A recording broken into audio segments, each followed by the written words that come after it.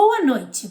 Seja bem-vindo ao nosso canal, onde eu ensino o beabá da psicologia escolar, para que você, psicólogo escolar, tenha seu espaço e trabalho reconhecidos e potencialize seus ganhos financeiros. Eu sou a Rebeca Oliveira e no vídeo de hoje eu vou falar sobre a promoção do bem-estar emocional dentro do ambiente escolar. Sei que nós estamos no mês de setembro, um mês onde há muitas campanhas relacionadas ao Setembro Amarelo, onde nós debatemos amplamente as questões de saúde mental, pensamos em projetos e estratégias para promover isso dentro do nosso ambiente. Mas é muito importante que nós, psicólogos, entendamos a nossa responsabilidade na promoção do bem-estar emocional, na promoção de programas de saúde mental para além do mês de setembro. Essas ações, preocupações e estratégias, elas devem perpassar o nosso planejamento anual, existindo e sendo corroborada em todos os meses e não somente no mês de setembro. Quando a gente fala sobre saúde mental, a Organização Mundial da Saúde define esse conceito como um estado de bem-estar emocional, onde o sujeito, o indivíduo, ele consegue utilizar as suas habilidades, reagir ao estresse rotineiro, conseguindo reagir a esse estresse e mantendo a sua funcionalidade no dia a dia e contribuindo para a sua comunidade. Hoje, por meio de muito estudo, conhecimento e pesquisa, nós entendemos o impacto que a saúde mental ela tem sobre a funcionalidade do sujeito, sobre o desempenho acadêmico, sobre o desempenho laboral, sobre as relações e a manutenção desse bem-estar do sujeito. Então, hoje a gente entende a importância de debater e traçar estratégias para que a gente possa promover essa saúde mental. A Organização Mundial da Saúde estima que entre 10 a 20% das crianças e adolescentes elas têm algum transtorno mental diagnosticado. Dentre os principais transtornos mentais estão a ansiedade e a depressão, que cada vez têm chegado de forma mais precoce, precisando dessa atenção e desse cuidado. A pandemia ela veio e ela trouxe ainda maiores preocupações e índices mais elevados em relação à questão emocional por conta de todo o impacto que ela teve.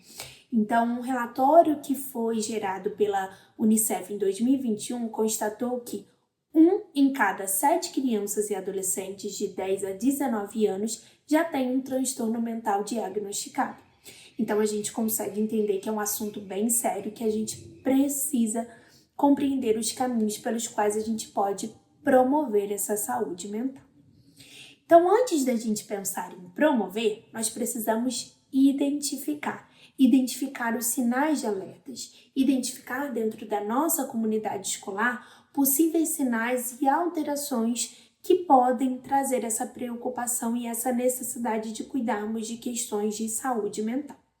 O primeiro desses sinais, como eu já disse até no vídeo anterior, quando nós falamos sobre as necessidades dos alunos, são os sinais comportamentais. Mudanças abruptas de comportamento que ocorrem, seja num professor ou seja num aluno, ou seja, um aumento de uma agressividade maior, um isolamento, uma criança ou um adolescente que antes interagia e brincava com os pares e passa a se isolar mais, ou uma criança que era muito quietinha, muito introvertida e ela passa a falar ou reagir de maneira impulsiva, excessiva, uma tristeza que é muito prolongada, um aluno que antes era muito participativo e passa a não participar dali do momento de aula, ou aquele que pouco participava e passa a ter uma participação excessiva, mais desconectada daquilo que está sendo proposto, uma dificuldade maior na concentração, em manter essa atenção que antes esse aluno conseguia manter, ou uma baixa no desempenho acadêmico, problemas que os pais podem relatar em relação ao ciclo do sono, uma criança que já não consegue manter todo esse ciclo, que acorda muito ou tem um sono muito mais agitado que antes não tinha. Então, a gente fala aqui sobre mudanças, Mudanças de padrões de comportamento. Ou uma dificuldade na alimentação, um comer em excesso ou uma falta de apetite, uma dificuldade na higiene, os hábitos de higiene ali, escapes que podem vir a acontecer. Esses são alguns sinais comportamentais. Temos também os sinais emocionais. Uma ansiedade excessiva que vai para além daquela ansiedade que a gente considera natural, que é esperada para a faixa etária ou para os desafios cotidianos. Medos que são medos irracionais ou medos excessivos, sem que houvesse um episódio traumático ou um episódio significativo que gerasse esse gatilho. Uma desmotivação ou um desinteresse muito grande por atividades que antes eram prazerosas. Uma atividade extracurricular que essa criança, adolescente ou até que esse professor fazia como um autocuidado e que agora há uma desmotivação.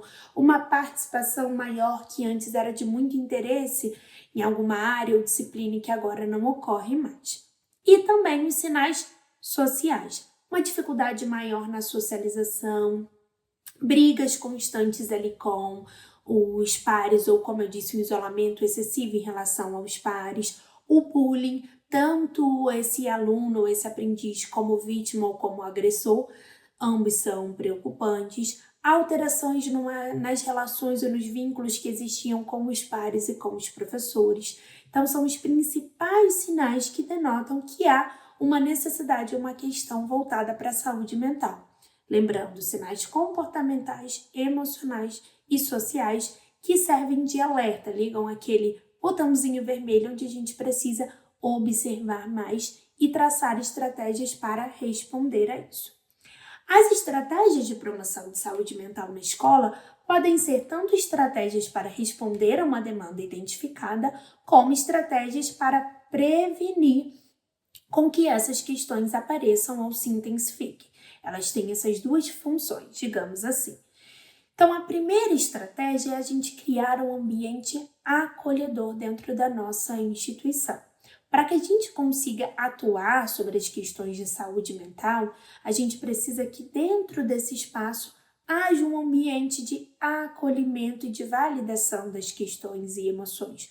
Um ambiente onde os alunos, os professores e os pais não se sintam julgados ou invalidados ao trazer uma questão, mas que sintam que há um acolhimento e um direcionamento para essas questões.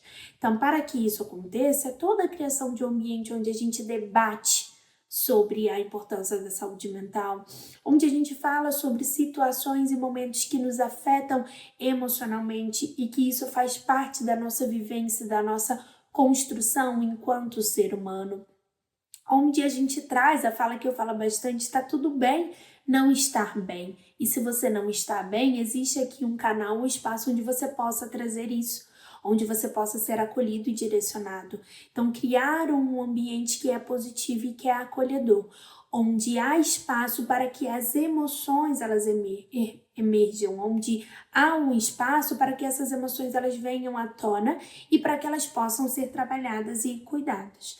Espaços onde essa escuta é ativa e é empática, onde a gente está escutando um professor ou um aluno e não está preocupado em só dar uma resposta, uma resolução para o problema, mas a gente está com toda aquela empatia de se conectar e entender essa dor desse professor e se colocar nesse lugar para que a gente possa traçar juntos estratégias e não só dar uma resposta fria e distante para um problema. E onde um espaço onde a gente vai construindo toda essa valorização da empatia, do respeito. E aí entra uma segunda estratégia, que é a criação de programas de educação socioemocional. A gente entende que essas habilidades socioemocionais são habilidades que permitem com que o sujeito compreenda melhor a si, se conheça mais, entenda os seus limites, entenda as suas habilidades, entenda os seus interesses, compreenda as suas emoções e melhor se relacione consigo mesmo e com o outro. Quando nós trabalhamos isso desde a educação infantil até o ensino médio, nós estamos dando ferramentas para que essa criança ou adolescente consiga perceber melhor a si mesmo, as suas emoções e questões e tenha caminho ou estratégias para que ele possa lidar com isso. Não que esses programas vão fazer com que não existam questões, mas eles vão dar ferramentas, um repertório para que esses desafios não sejam tão intensos, da mesma forma com os professores.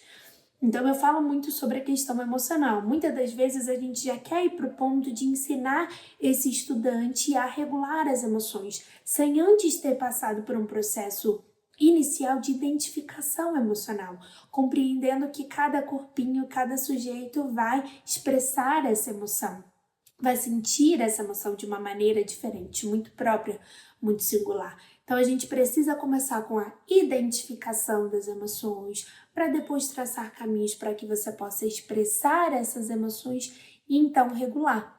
Então esses programas nos ajudam a trilhar esse caminho e trazer para esse professor ou para esse aluno e até para os pais a importância de se falar sobre as emoções, de se desenvolver habilidades sociais que nos ajudam a lidar com esses desafios, passando por habilidades como o autoconhecimento, a resiliência, a tolerância ao estresse, a regulação emocional, a empatia, o respeito, que vão construindo todo um ambiente onde a saúde mental ela é importante, ela é conversada, debatida e estratégias são traçadas para que essas questões sejam tratadas. Então a gente pode fazer projetos e atividades onde há espaço para que isso seja debatido e trabalhado. Um terceiro ponto também são as intervenções preventivas, quando antes dessa demanda surgir, nós já traçamos esses projetos, como um projeto de habilidades socioemocionais, um projeto que trabalha as questões de bullying, as questões de autoestima, as questões de ansiedade e depressão para identificar os sinais de alerta, onde a gente cria grupos de apoio ou espaço para que essas questões sejam debatidas e discutidas de maneira precoce. Uma quarta estratégia também é a parceria com as famílias. E aqui é um ponto muito importante. Nós precisamos compreender que muitas das vezes a nossa equipe de professores, de pais e até nós mesmos enquanto profissionais estudamos numa escola onde o desenvolvimento integral muitas vezes não era considerado, onde não havia um programa, um espaço para uma educação socioemocional, onde as questões de saúde mental não eram debatidas e cuidadas dentro desse ambiente. Muitas das vezes esse pai, esse professor, ele não sabe como e não entende a importância disso, o impacto que há sobre o desempenho acadêmico. E por isso nós precisamos ter parcerias para mostrar isso, ensinar aos pais. E aqui eu coloco como essa quarta parceria com pais e professores. E aos professores dar formações sobre o que é saúde mental, sobre os principais sinais de alerta que a gente pode ter dentro de cada faixa etária, como responder a esses sinais de alerta, em que momentos procurar ajuda ou trazer isso para a escola.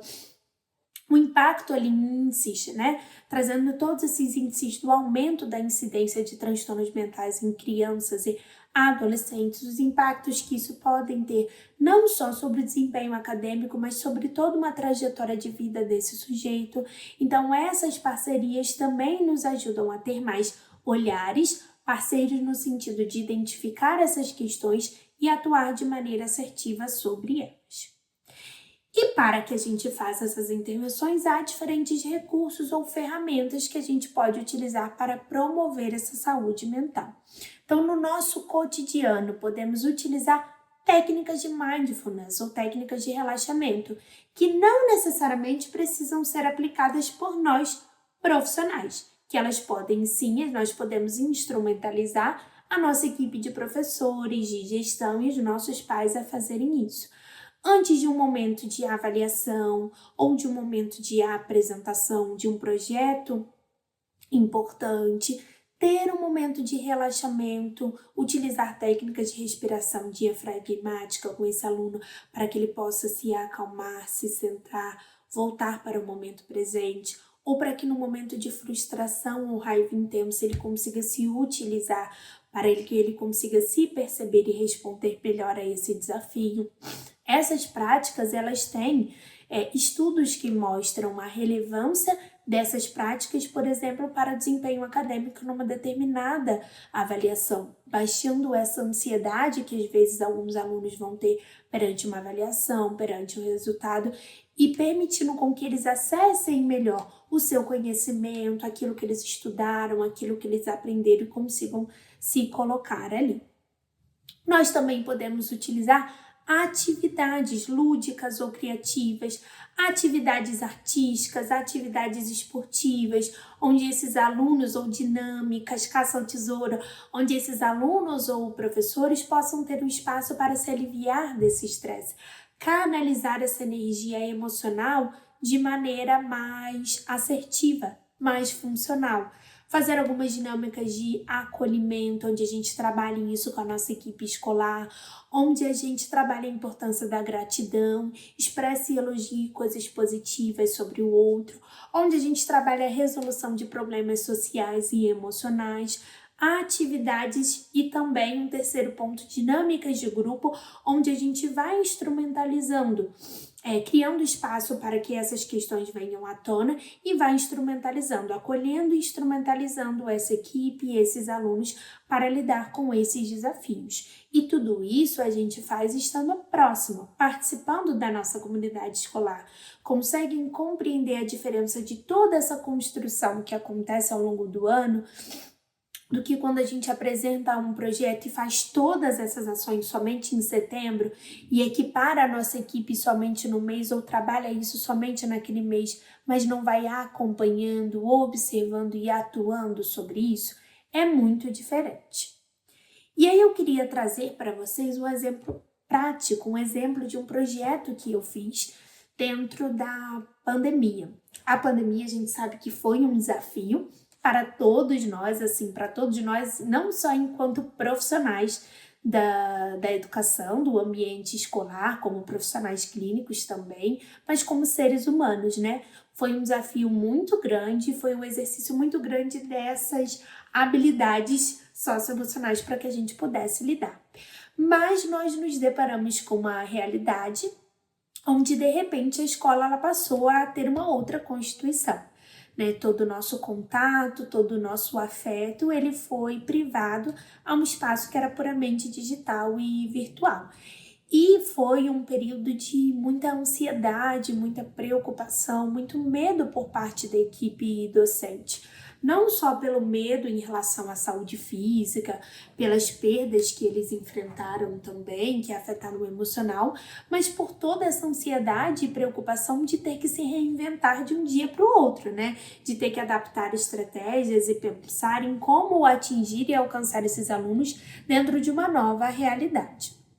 E nós trabalhamos dentro da escola que eu estava, nós fizemos projeto com os alunos também, mas nós em especial fizemos um projeto com a equipe de gestão e a equipe docente, que era o projeto Cuidando de Quem Cuida, porque eu compreendi que de nada adiantava eu só ter esses momentos de acolhimento com as famílias e com as crianças se eu não cuidasse do professor, que estava com todas essas emoções à flor da pele ali e precisava gerenciar e lidar com isso para trazer o seu melhor ali para os alunos e muitas das vezes acolher, porque o espaço de aula é o espaço onde a criança trazia e compartilhava uma perda, uma situação que eles estavam enfrentando na casa, chorava pela saudade do amiguinho. Então, o professor, muitas das vezes, era a pessoa que estava gerenciando isso diretamente. Então, com esse projeto, nós fizemos encontros mensais. Eu promovi encontros mensais com equipe de professores e equipe de gestão, onde nós debatíamos essa questão. Nós trabalhávamos a questão da ansiedade, da depressão, o como expressar melhor as suas emoções.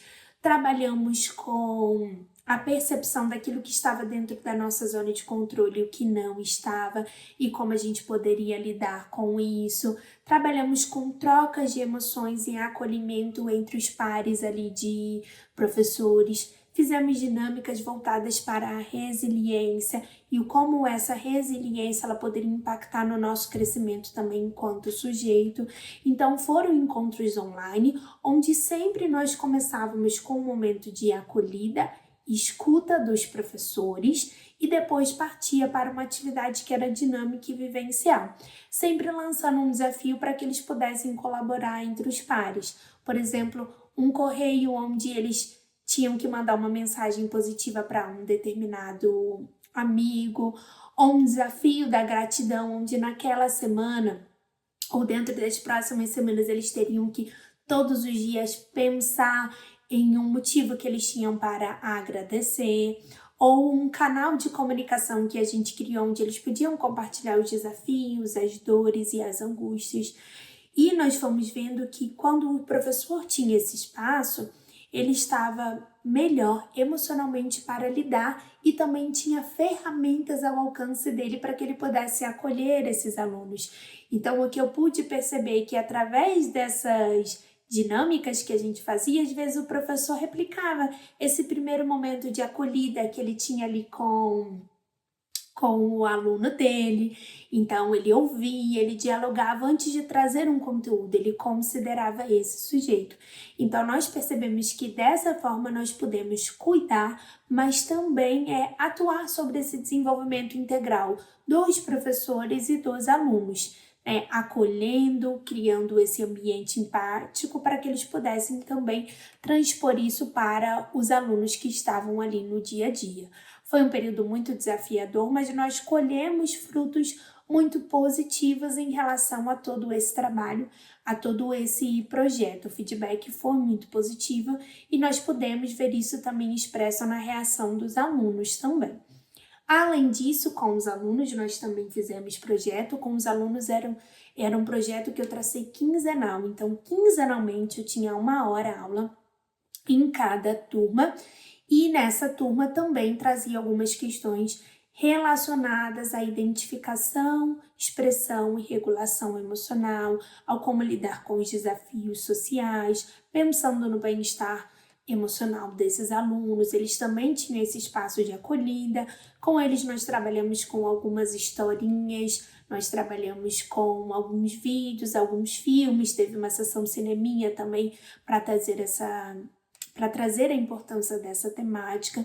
Então, sempre muito conectado ali com a realidade, mas criando esse ambiente acolhedor. Além do trabalho com as famílias, que também eu realizei alguns atendimentos, então, com os alunos eu estava quinzenalmente, com os pais também. Na semana que eu não atendia os pais, eu atendia os alunos e vice-versa, para fazer essa acolhida, entender os desafios, os principais sinais de alerta que eles percebiam ali nos filhos, e acolhendo e direcionando sobre como lidar. Então, esse foi um dos projetos que foi feito e que teve um feedback muito positivo e reforçou essa importância da educação emocional, do bem-estar emocional e da saúde mental dentro das escolas. Claro que não foi um projeto que se esgotou naquele ano, pós-pandemia a gente também seguiu com alguns projetos relacionados à acolhida dos alunos, à adaptação a uma nova realidade, mas com uma comunidade escolar muito mais aberta e muito mais consciente sobre a importância dessas questões para o desempenho dos alunos, sobre primeiramente a gente cuidar desses processos socioemocionais para que depois a gente pense nas outras questões, entendendo que uma perpassa e interfere na outra, que a gente não pode trabalhar de forma desconectada. E hoje a gente percebe a importância disso, não à toa que a BNCC traz a importância e a necessidade da gente trabalhar a educação socioemocional dentro do nosso currículo, porque hoje a gente tem esse olhar integral, um olhar sobre o desenvolvimento integral do sujeito e que a gente não pode separar esse aluno e esse aprendiz em pequenas esferas, onde cada ambiente, digamos assim, cuide de uma esfera e o ambiente escolar seja um ambiente que a gente só cuide da esfera acadêmica ou da esfera cognitiva, entendendo que em todos os espaços a gente deve cuidar de todas essas áreas. Então, é uma responsabilidade dentro da escola a gente promover esse desenvolvimento integral, traçar estratégias que a gente possa trabalhar o bem-estar emocional dos nossos alunos e que saúde mental importa sim, não só em outros espaços, mas no ambiente escolar. Então, espero que essa aula ela tenha ajudado você a entender o como você pode, os principais caminhos para que você promova essa saúde mental dentro do seu ambiente, não só no mês de setembro, mas para que o Setembro Amarelo seja um lembrete, uma retomada de todo esse processo e projetos que são construídos ao longo do ano. Que a gente não só ensine aos nossos alunos que é em um mês do ano que eles têm que ser empáticos, respeitosos, ou para os pais que eles têm que acolher as emoções dos seus filhos, mas que isso precisa existir sempre, todos os dias, porque cuidar da saúde mental é cuidar e garantir o desenvolvimento integral dos nossos estudantes e da nossa comunidade escolar. Então, espero que essa aula tenha ajudado vocês em recursos, caminhos e em estratégias. Se você ainda não segue os nossos canais, clica no link abaixo, curte esse vídeo, manda para algum amigo se você entender que ele pode ajudar esse amigo dentro da formação. Segue a nossa página do Instagram, segue a nossa página também aqui do YouTube, porque toda semana nós trazemos conteúdos que são relevantes para a sua prática dentro do ambiente escolar. Lembrando que através desses conteúdos e aulas, você, psicólogo escolar, consegue ter o seu espaço e trabalho reconhecido na sua instituição e, para além dela, potencializando seus ganhos financeiros. Muito obrigada pela presença e até a próxima!